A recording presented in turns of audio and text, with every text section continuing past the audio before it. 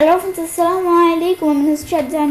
আজকে তোমাদের সাথে শেয়ার করব how to use thesaurus in MS Word Bangla. অর্থাৎ আজকে আমি তোমাদের সাথে শেয়ার করব কিভাবে আমরা এমএস ওয়ার্ডের মধ্যে থিসার্স ব্যবহার করতে পারি। তো কাজটা করার জন্য এটা আমরা মিনিমাইজ করি। মিনিমাইজ করার পর এখন আমাদের এখান থেকে এমএস ওয়ার্ডের ডকুমেন্ট ওপেন হয়ে গেল।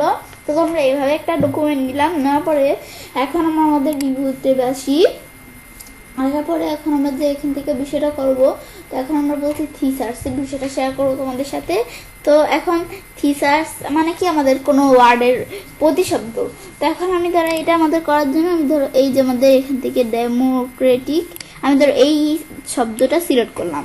এখন এটা শব্দটা সিলেক্ট করার পর মানে ওয়ার্ডটা সিলেক্ট করলাম, করার পরে এটার প্রতিশব্দ এখন আমরা আমাদের এখান থেকে যেটা সেটা আমরা আমাদের এখন আমরা প্রতিশব্দটা আমাদের এখান থেকে আমরা কি কি সেগুলো আমরা দেখব। তো সেজন্য আমরা এই থিসার্সে ক্লিক করব। থিসার্সে ক্লিক করে এটার প্রতিশব্দ মানে এই যে এই আমাদের ডেমোক্রেটিক, এটা আমরা কি কি বলতে পারি, এটা হচ্ছে প্রতিশব্দ।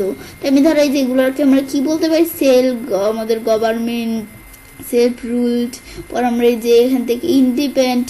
তো এখন আমরা এখান থেকে এগুলো আমরা চাইলে বলতে পারি। এখন আমি যদি এটা আমরা এখান থেকে আমরা এই আমাদের আমাদের ক্রিয়েটিক এর পরিবর্তে আমি কোনো কিছু আনতে চাই, তো সেজন্য সেটার উপর এইভাবে ক্লিক করব।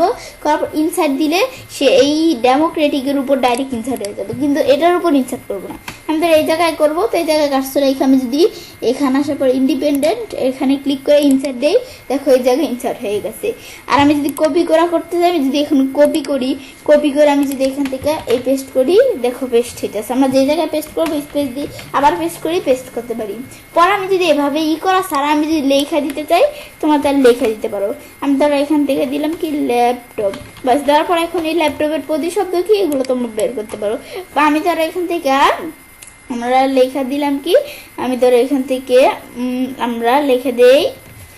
এখন আমি ধরো এদিকে লিখি কি আমাদের মানি, বাস মানি লেখার পর এন্টার দিলে দেখো মানির প্রতিশব্দগুলো কি, ক্যাশ, পর আমরা এখান থেকে আমরা এখানে কারেন্সি, আমাদের এই যে চেঞ্জ, আমাদের এগুলা এই যে আমাদের ডস, আমাদের ব্রেড, এই বিষয়গুলো আমাদের মানির প্রতিশব্দ। মানে মানির আমরা কি কি বলতে পারি, ক্যাশ ট্যাশ আরো অনেক বিষয় আছে, এগুলো নিতে পারো। আবার আমাদের ধরো আমরা ধরো মনে হইলে আমরা আমাদের কোন শব্দটা, আমি ধরো এই ইন্ডিপেন্ডেন্ট শব্দটা, এটা আমাদের যদি আমাদের কাছে মানে জাস্ট তোমাদের বিষয়টা দেখানোর জন্য দেখাচ্ছি।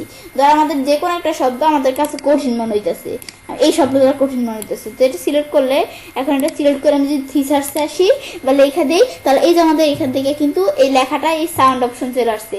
আমি সাউন্ডে ক্লিক করলে এখন এই লেখাটা আসলে আমরা কি বানানটা সেটা কিন্তু এখন সে দেখাবে। আমি যদি যে এখান থেকে আমাদের এরকম এদিকে ইয়ের মতো মাইকের মতো এদিকে ক্লিক করি, আমরা যদি চুপ করে থাকি, সুপারিনটেন্ডেন্ট, তো এটা কিন্তু আমাদের এখান থেকে সে বলতেছে। মানে আমাদের কোনো কঠিন লাগলে, কোনো ওয়ার্ড যদি কঠিন লাগে, তাহলে তোমরা এদিক থেকে করতে পারো, এখান থেকে এগুলো করতে পারো। ব্যাস এগুলো দেখলাম, ব্যাস এটা আমরা দেখার পরে এখন আমি যদি ক্লোজ করি, ক্লোজ হয়ে গেল। ব্যাস এভাবে আমরা থিসার্সের বিষয়টা করতে পারি। করার পর এভাবে আমরা তাহলে কাজটা করতে পারি। এবার আমরা খুব সহজেই এমএস ওয়ার্ডের মধ্যে থিসার্স ব্যবহার করতে পারি। ফ্রেন্ডস, আমার আজকের এই ভিডিওটি যদি তোমাদের ভালো লেগে থাকে, তাহলে আমার চ্যানেলটি সাবস্ক্রাইব, লাইক করবে এবং সবার সাথে শেয়ার করবে।